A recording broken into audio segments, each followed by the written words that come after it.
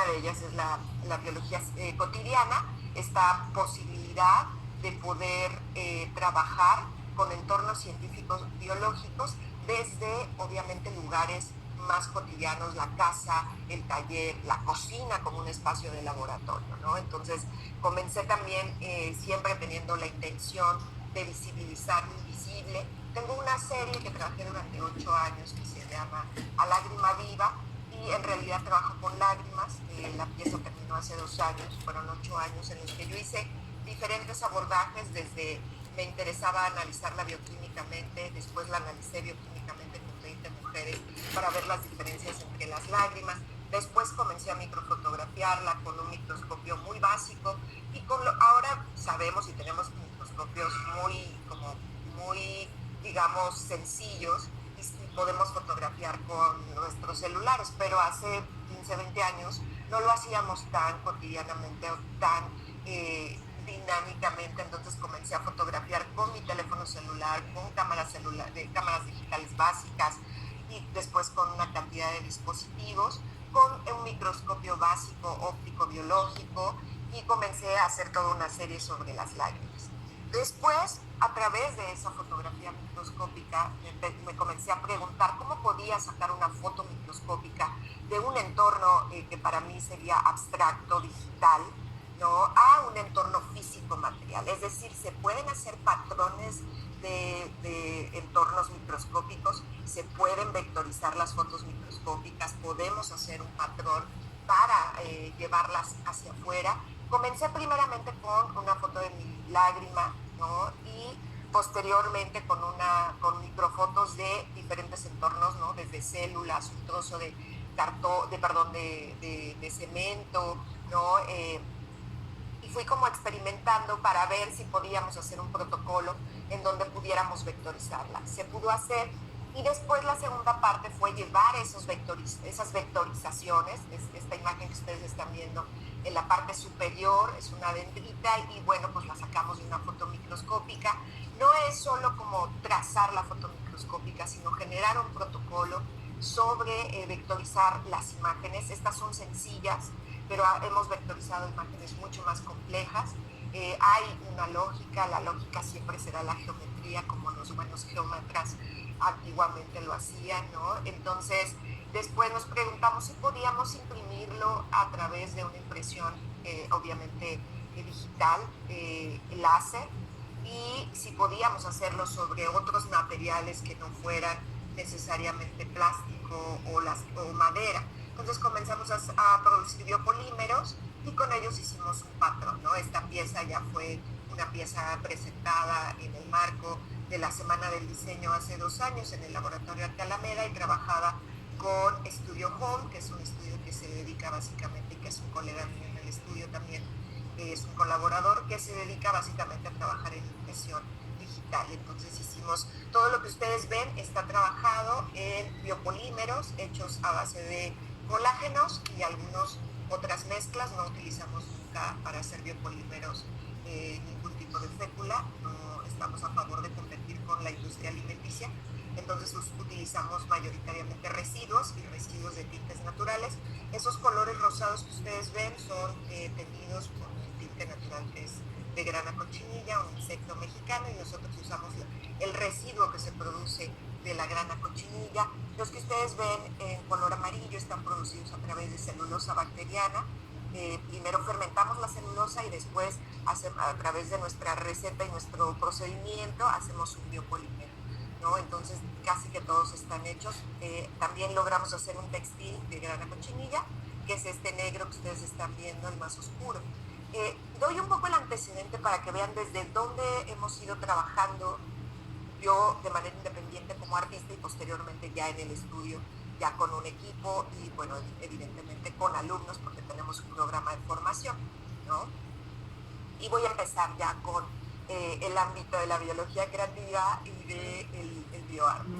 Y bueno, pues esta frase me encanta porque es una frase con la que yo comencé a hacer una investigación hace más o menos unos que serán 15 años, sobre bioarte. Y esta frase da el contexto para hablar de cómo a finales de la década de los 90 comenzamos a ver una etapa completamente distinta en las ciencias de la vida y en la biología, ¿no? La biotecnología, con todo lo que implicó, dio un panorama nuevo a cómo estábamos concibiendo lo vivo, la vida y nuestra relación con ella, desde la manipulación hasta cómo la estábamos concibiendo, ¿no? Entonces me gusta mucho siempre iniciar con una frase, y esta me parece estupenda: si no eres capaz de encontrar un microbio que produzca lo que quieras, créalo. Y es que esta simple y sencilla frase abrió la puerta para hacer toda una exploración sobre el créalo, ¿no? Hoy la biología sintética, anteriormente la biotecnología, y básicamente, como siempre he dicho, nosotros somos producto de nuestros contextos. Entonces, el contexto científico-biológico que sucedía y que estaba de alguna manera intercalando a la sociedad de una, digamos, de una forma un poco más, un poco velada, es decir, no visible. Entonces algunos artistas comienzan a hacerse preguntas desde el lado de las prácticas artísticas y comienzan a desarrollar piezas. Es el caso de Marta de Meneses, preguntando sobre lo natural. ¿Qué implica lo natural, no? Estas dos mariposas que ustedes están viendo son mariposas manipuladas, pero no manipuladas en un laboratorio, solo les metían una aguja cauterizada muy pequeñita, ¿no? En la parte cuando estaban ellas en la pupa, y cuando en ese proceso de intervención las mariposas cambiaban digamos, la impresión que tienen en las alas. Por si ustedes no lo saben, las mariposas tienen geométricamente son iguales de un lado y del otro. Cuando tú haces esta intervención, evidentemente cambia por completo, cambia un lado como el otro, y entonces aquí empezamos a ver, si ustedes se dan cuenta, que hay un patrón completamente distinto, ¿no? Y aquí la primera pregunta es: ¿qué estamos pensando por naturaleza? ¿Es natural que porque si hablamos de biotecnología y biología sintética es una de las preguntas, ¿no? Y estamos hablando también de cambiar, de modificar, de transformar, ¿no? Si no existe ese microbio, créalo. Si no existe ese virus, créalo. Entonces, una de las primeras preguntas era eso: ¿qué es lo natural? ¿Qué consideramos como natural? Y ya tiene una serie de piezas bastante interesantes en donde no solo cuestiona el concepto de natural, sino incluso el de ADN. Y hay una cantidad importante de artistas que se dan cuenta que, al igual que en el arte y en la cultura visual a nivel internacional y mundial, la ciencia también tiene una iconografía y una serie de protocolos que nos estandarizan visualmente y conceptualmente ciertos elementos, como el ADN. La imagen del ADN que conocemos, pues es una interpretación que en realidad puede no ser necesariamente así. Y hay una serie de piezas que no les pongo aquí porque si no me llevaría mucho tiempo. Obviamente lo que ven del otro lado es un libro con un crecimiento evidentemente de pastos, también preguntándose si esta nueva categoría, en el sentido de mostrarlo en otro público o frente a otro público, tenía cabida en espacios que no fueran los laboratorios. Hay muchas piezas que no se podían presentar previamente en espacios museísticos o espacios de exhibición. Y sin embargo, muchos de estos artistas comenzaron a sacarlo de los laboratorios, siempre con medidas de precaución y con todas las medidas también, porque evidentemente también siguen una estructura ética y de presentación y exhibición de estas piezas. Uno de los proyectos más conocidos a nivel internacional de biología sintética y de cultivo de tejidos es Tissue Culture and Art Project, un proyecto importante porque se convirtió en pionero de una serie de plataformas artísticas y de diseño conjuntamente con la Universidad de Perth en Australia. Abrieron un laboratorio que se llama Simbiótica, que sigue existiendo y que tiene posgrados en las relaciones entre biología sintética y bioarte, con evidentemente otras disciplinas que pueden ser desde la arquitectura, el diseño, la moda o el mismo arte, ¿no? Entonces, Tissue Culture, más o menos en finales de los 90, 2001, pero la pieza se integra hasta 2004. Esta pieza se llama, la que está del lado derecho de su pantalla, The Worry Dolls.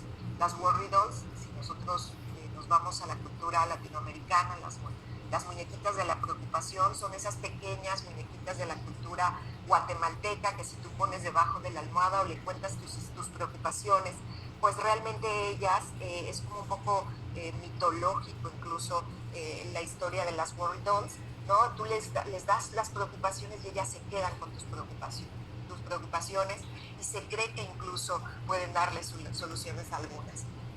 La imagen que está en el costado izquierdo de la pantalla es un prototipo de una chamarra de carne alternativa, o más bien de piel alternativa, ¿no? Ellos comenzaron a trabajar un proyecto que se llamaba Los Semivivos, ¿no? Entidades semivivas, que eran entidades que evidentemente sacadas de cultivos celulares o cultivos corporales no tenías que matar. También empezaron a hacer carnes alternativas, lo que ellos les llamaban, y se llamaban carnes sin cuerpo, pieles sin cuerpo, y comenzaron a hacer el cuestionamiento de qué pasa si no necesitamos matar a un animal, sino solo hacer un cultivo celular y obviamente hacerlo crecer en un bioreactor, y no matamos de esa manera y no explotamos de esa manera al animal matándolo, ¿no? Sin embargo, lo que propone Tissue Culture, que está integrado por Jonathan Suri y Oron Katz, científico y artista, lo que comienzan también a postular es que aun cuando nosotros generamos carnes alternativas y pieles alternativas, no deja de haber procesos de explotación de impacto, ¿no? Ahora que estamos tan metidos en la cuestión ambiental y el impacto ambiental, incluso la producción de opciones biodegradables de materiales, siempre hay que revisarlas porque también tienen impactos, entonces hay que medir el impacto. Y bueno, esto que ustedes ven en la pantalla del lado izquierdo, pues evidentemente es un prototipo de bioreactor que se podía mover fuera de los laboratorios, que podía, digo, como ustedes sabrán, un bioreactor es costoso moverlo de un laboratorio, sobre todo un bioreactor de cultivo de tejidos, ¿no?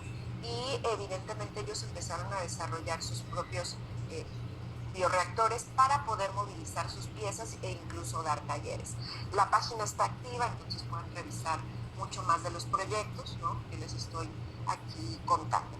Y uno de los grandes proyectos visibles es el proyecto del artista Stella, un artista australiano, que desde la década de los 70 se empezó a preguntar cómo se interrelaciona el cuerpo humano con la tecnología y la ciencia. Él es muy conocido porque ha generado exoesqueletos, tiene una pieza con una tercera mano que se llama Evolution, ¿no? Tiene una serie de esculturas estomacales en donde él mete un endoscopio en tiempo real, televisado y sin dormirse como a veces lo hacen. Se mete una cámara, obviamente le habían vaciado los flujos gastrointestinales y comienza a hacer con un aparato que él crea específicamente para su estómago un tipo de esculturas estomacales. Es una pieza compleja, es una pieza que me parece maravillosa, pero lo interesante de Stella es que pone de manifiesto cómo nos estamos interrelacionando con no solo con los artefactos tecnológicos, sino incluso con todo lo que tiene que ver con un desarrollo científico biológico. Una de sus grandes piezas, de las últimas piezas que hizo, digamos, de implicación corporal fuerte, fue Extra Air, que era hacerse una oreja extra, ¿no?, de un cuarto de escala de su oreja real. Fue todo un proceso que le implicó años, muchos años a Stella, ¿no?, porque implicaba que evidentemente tenía que hacerse una cirugía. Esta oreja fue evidentemente producida en un entorno de cultivo de tejidos, fue igual crecida a partir de células madre. No funcionaron muy bien las de él, entonces tuvieron que hacer muestreos con otras y utilizaron los de otras donantes, no sabemos si son hombres o mujeres, ¿no? Y comenzaron obviamente el cultivo de la oreja. Lo que vemos, la oreja del lado izquierdo, pues es la oreja que tiene justo en el brazo. Esta oreja es una oreja porosa, si ustedes se dan cuenta se alcanza a ver un poco, porque él lo que quería es que la oreja se volviera parte de su cuerpo, no que fuera como una impronta en el cuerpo que no perteneciera, sino que el cuerpo se apoderara. Entonces, él pidió específicamente que fuera porosa para que todo lo que tenía dentro del brazo, el sistema nervioso y demás, pudiera tener una interacción mucho más compleja con la oreja. Después, él quiso darle la posibilidad de la escucha a la oreja. Evidentemente esto no podía suceder de manera, digamos, sin la intervención de un artefacto, de manera tecnológica, a través de una máquina. Entonces se hizo implantar un Bluetooth en esta oreja para que pudiera escuchar a distancia quien quisiera escucharlo a través de una página. Sin embargo, por ser un implemento externo al cuerpo, que evidentemente incluía otro tipo de materias primas y materiales, el cuerpo de Stellar rechazó el Bluetooth y tuvieron que darle el Bluetooth, y entonces él definió más la oreja. La oreja sigue estando en su brazo. Stellar trabaja mucho con el tema del cuerpo obsoleto, no porque la tecnología lo suplante, sino cómo nosotros, cuando en relación con lo tecnológico y lo biológico sentimos que nuestros cuerpos se van como desfasando, cómo implicarlo, ¿no? De maneras que lo podamos actualizar a través de implementos, ya sea técnicos, científicos, biológicos, biotecnológicos.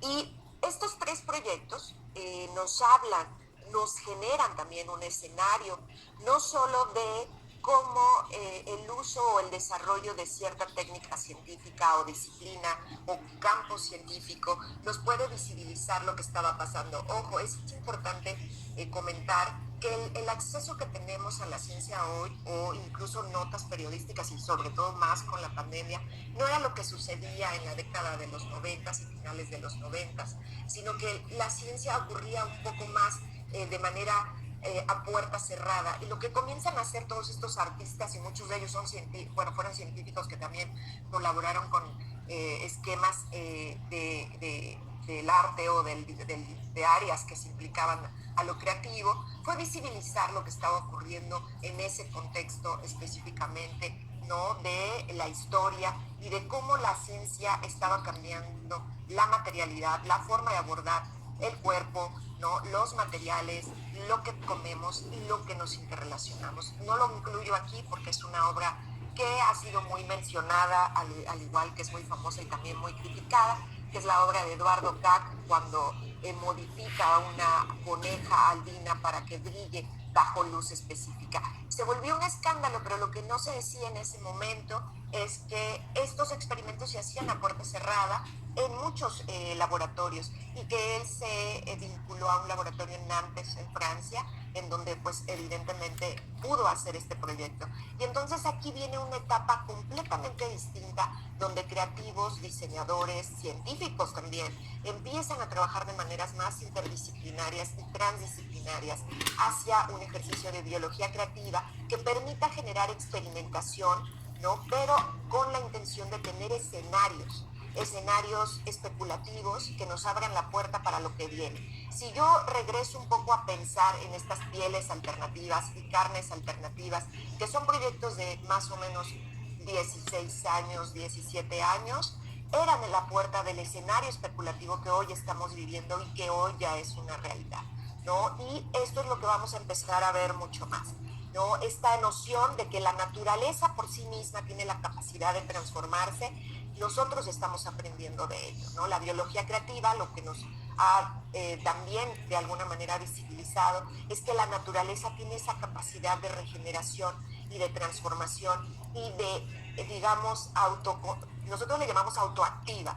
La naturaleza es autoactiva y es un elemento que se ha rescatado para ahora hacer proyectos en el área de biodiseño y de biomateriales. Esto que ustedes están viendo, se preguntarán qué es lo que también le llamamos arquitectura sin arquitectos, y no es otra cosa que una especie de árbol que crece en la India básicamente, que se entrelaza, ¿no? a través de los troncos y que forma estos grandes puentes, de los cuales también se ha ido duplicando la infraestructura de cómo crecen. Incluso las comunidades de la India ya entendieron la lógica y ahora pues pueden, digamos, ya diseñar de maneras muy, digamos, nosotros diríamos básicas, pero no lo son, de maneras muy cercanas a la naturaleza, cómo hacer estos grandes puentes y grandes escaleras. ¿Y por qué menciono esto?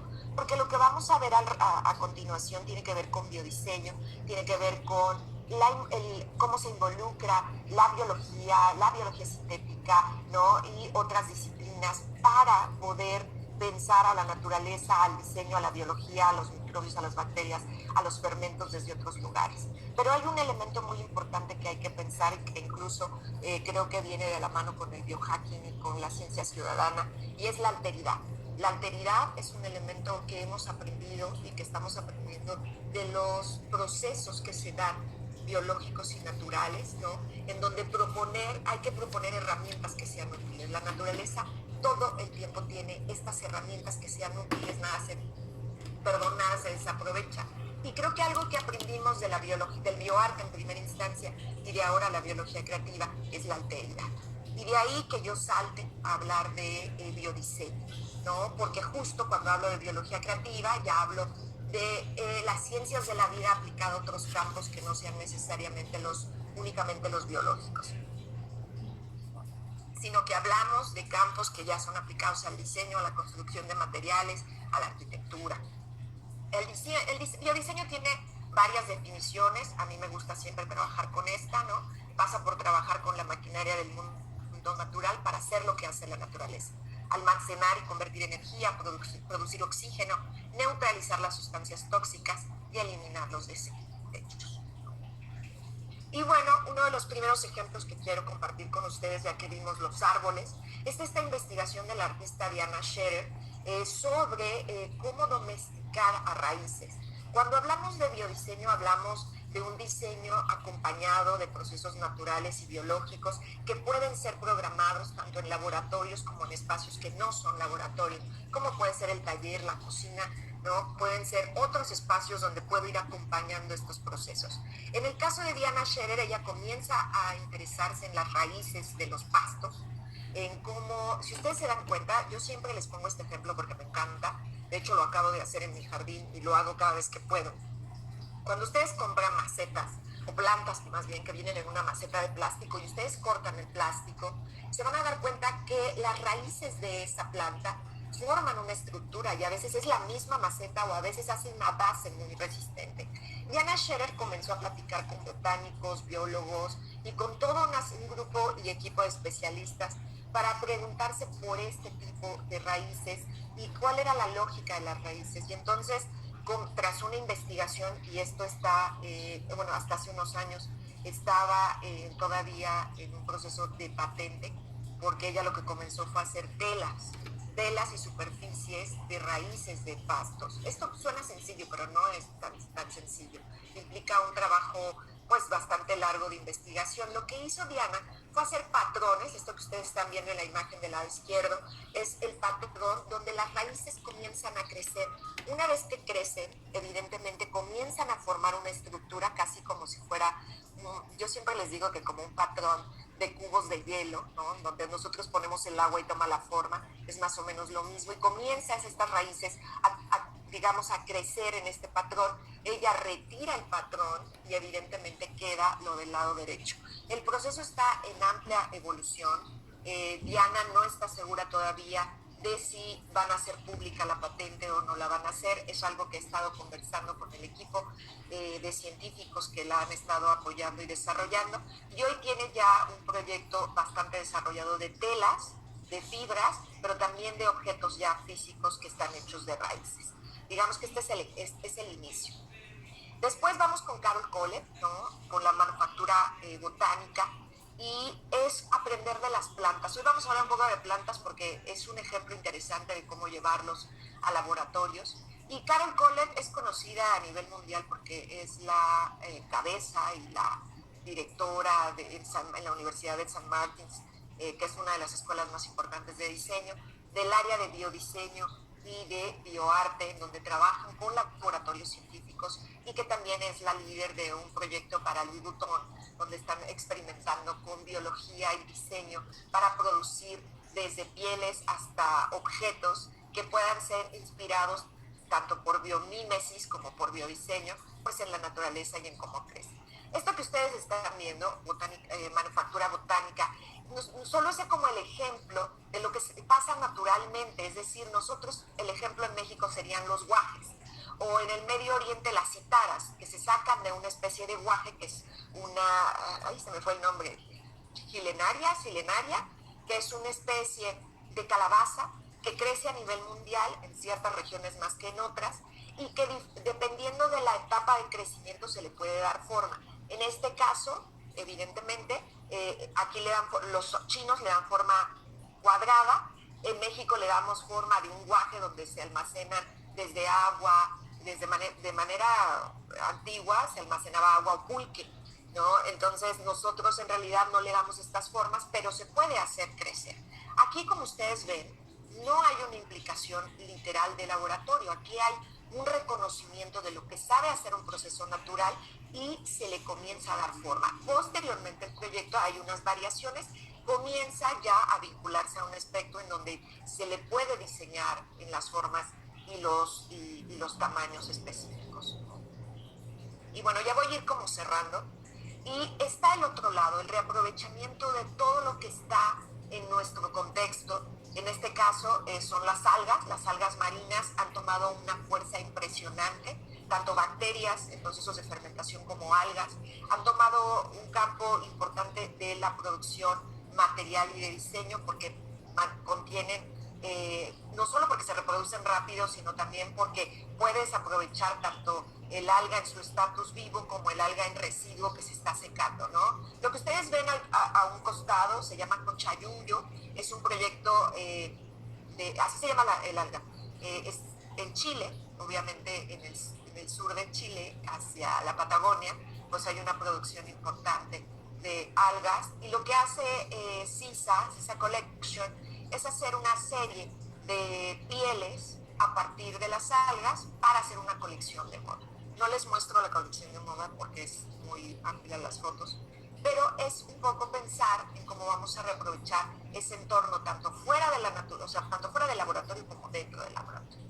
Y algo que hemos venido viendo a partir del bioarte y la biología creativa es qué podemos aprender de la naturaleza para crear formas de vida más sostenibles, tanto en procesos dentro del laboratorio, como las pieles que se están haciendo ahora, ¿no? Como la seda de araña que se está replicando en laboratorio, ¿no? Como las pieles de Modern Needle que se están haciendo en Estados Unidos, ¿no? Y que las puedes modificar. Y como muchas otras empresas que se están implicando las empresas que más se están implicando son las deportivas, porque las empresas deportivas son las que desarrollan mucho más tecnología para la ropa y para los textiles y para los materiales, por las condiciones de necesidades que tienen y porque tienen presupuestos muy altos para poder vincularse. Desde Adidas ha sido uno de los primeros, Nike, Patagonia, North Face, ¿no? Y bueno, Louis Vuitton, entre las marcas más caras, y bueno, algunas otras empresas que se han estado implicando, empresas también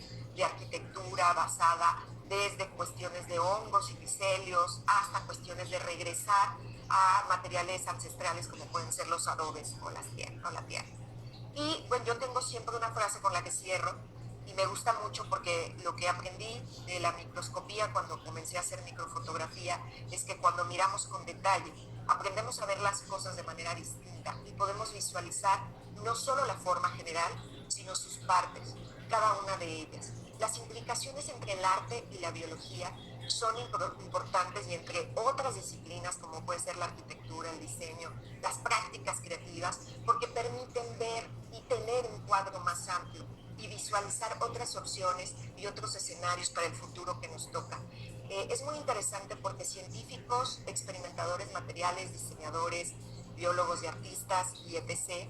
tenemos una oportunidad muy importante hoy porque los materiales con los que nosotros intervenimos el mundo y nos apropiamos del mundo fueron diseñados por otras personas. Y hoy tenemos la posibilidad de que los contextos y los materiales sean diseñados por nosotros para el futuro que viene. Y la pandemia es un parteaguas en eso también. Entonces, pues bueno, yo aquí cierro mi participación. Les dejo mi página web, biologystudio.com.mx. También les pido que nos sigan en Instagram, en @biologystudio, donde pueden ver no solo los programas educativos que estamos haciendo, generamos mucho contenido educativo y contenido también como de conceptos, de nuevas metodologías y de procesos pedagógicos, ¿no? Entonces, pues bueno, les agradezco. Voy a dejar de compartir mi pantalla. Voy a abrir mi cámara para que me vean. y dejar espacio